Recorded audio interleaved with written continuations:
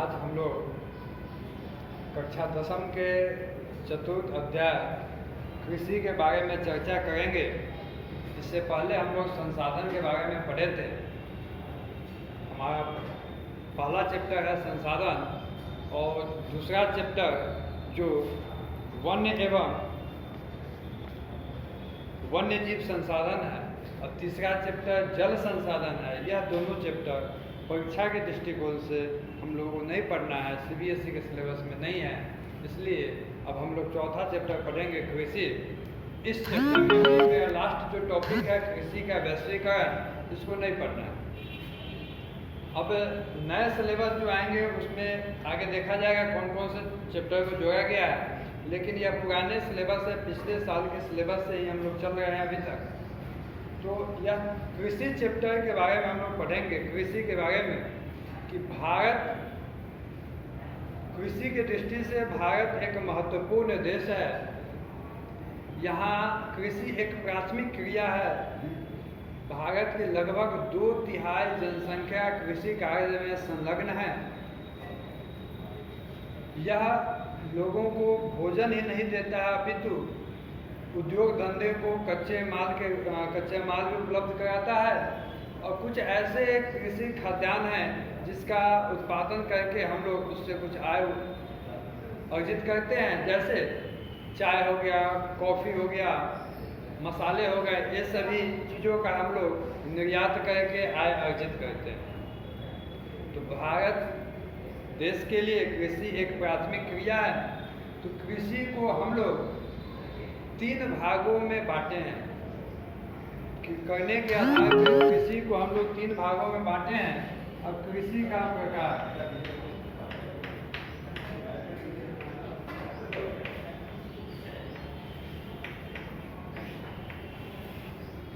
कृषि को 3 भागों में बांटे हैं। पहला है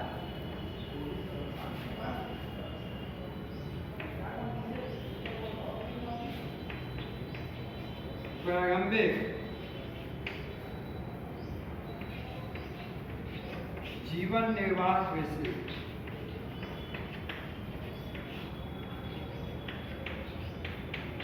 पहला है प्रारंभिक जीवन निर्वाह कृषि।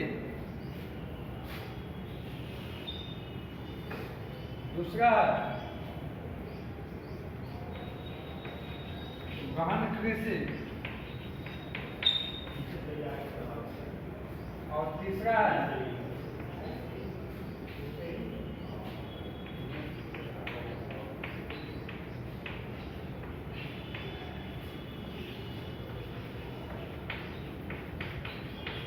वाणिज्यिक कृषि। कृषि को हम लोग 3 भागों में बांटे हैं। पहला है प्रारंभिक जीवन निर्वाह कृषि,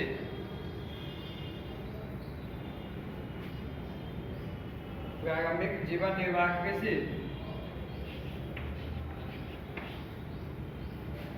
दूसरा है गहन कृषि और तीसरा है वाणिज्यिक कृषि। वाणिज्यिक कृषि तो यह प्रारंभिक जीवन निर्वाह कृषि क्या है, इस पर हम लोग चर्चा करेंगे। जैसा कि नाम से स्पष्ट है, प्रारंभिक जीवन निर्वाह कृषि अर्थात प्रारंभिक मतलब प्राचीन समय में जीवन निर्वाह अर्थात गुजारा करने के लिए जो कृषि करते थे उसे हम लोग प्रारंभिक जीवन निर्वाह कृषि कहते हैं। तो अब प्रश्न आता है कि ऐसे हम लोग इसको कैसे परिभाषित कर सकते हैं प्रारंभिक जीवन निर्वाह कृषि। तो किसी क्षेत्र के छोटे से भूखंड पे टुकड़ों पे जीवन यापन के लिए जो उत्पादन किया जाता है, कृषि किया जाता है, उसे प्रारंभिक जीवन निर्वाह कृषि कहते हैं। इससे उत्पादित जो भी वस्तुएं हैं वे सिर्फ अपना गुजारा करने के लिए ही होता है, वह किसी बाजार में बेचने के लिए नहीं, अपने परिवार के गुजारे के लिए हम लोग इस कृषि को अपनाते हैं। यह कृषि आदिम समय से होता है, प्राचीन समय से होता है। इस कृषि में पुराने औजार जैसे लकड़ी के हल, खुदाई करने के लिए छड़ी इत्यादि का उपयोग करते हैं। यह कृषि पर्यावरण की परिस्थिति पर निर्भर होता है, अर्थात यह मिट्टी की प्राकृतिक उर्वरता, मानसून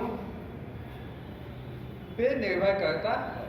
अर्थात अच्छी बारिश नहीं होगी तो वहाँ उस समय खेती में फसल अच्छी नहीं होगी। पर्यावरण की अनुकूल परिस्थिति ना हो, अर्थात कभी गर्मी ज़्यादा आ गया, बारिश नहीं हुआ तो क्या होगा, खेती नहीं हो पाएगी। तो यह प्रकृति से संबंधित कृषि था, प्रकृति के अनुसार चलने वाला कृषि था, वह प्रारंभिक जीवन निर्वाह कृषि था। इससे लोग अपना जीवन यापन करते थे। अब इसके अंतर्गत हम लोग एक प्रमुख विख्यात विधि है प्रारंभिक जीवन निर्वाह कृषि करने की, उसे हम लोग कर्तन दहन कृषि कहते हैं। कर्तन दहन प्रणाली या प्रारंभिक जीवन निर्वाह कृषि के अंतर्गत कृषि की एक विधि है कर्तन दहन प्रणाली। यह कर्तन दहन प्रणाली क्या है? कर्तन मतलब काटना, दहन मतलब जलाना।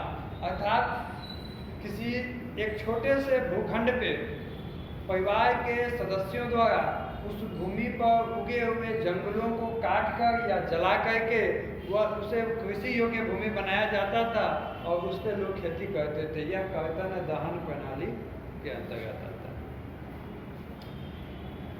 इस कृषि में लोग अपने परिवार के सदस्यों के साथ ही काम करते थे। जंगलों को साफ करते थे, साफ करने के बाद में उस पर कृषि करते थे।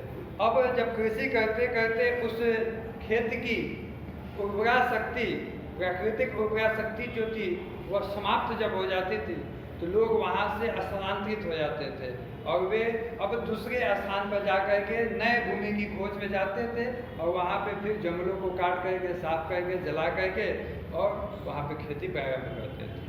जलाने से लोगों को यह एक फायदा मिल जाता था कि इससे जो ऐश मिलता था, राख जो मिलता था, वह उर्वरक का काम करता था खेतों में। इस कृषि को भारत के अनेक जगहों पे, अनेक क्षेत्रों में अलग अलग नाम से जाना जाता है। जैसे पूर्वोत्तर भारत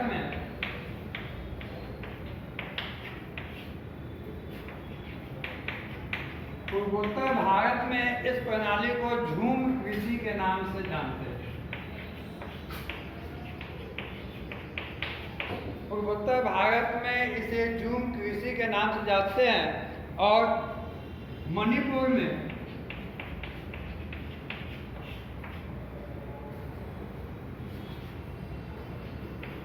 फामलू के नाम से जाना जाता है। इसी प्रकार अंडमान निकोबार द्वीप समूह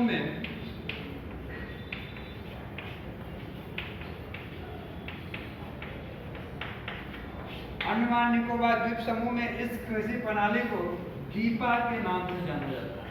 प्रश्न पूछा जाता है कभी कभी कि झूम कृषि किस क्षेत्र में बोला जाता है, या कर्तन दहन प्रणाली को किस क्षेत्र में झूम कृषि के नाम से जाना जाता है, या दीपा किस क्षेत्र में नाम से जाना जाता है।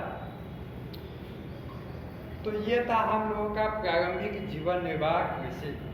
अब दूसरा आता है, कृषि का दूसरा प्रकार है गहन कृषि।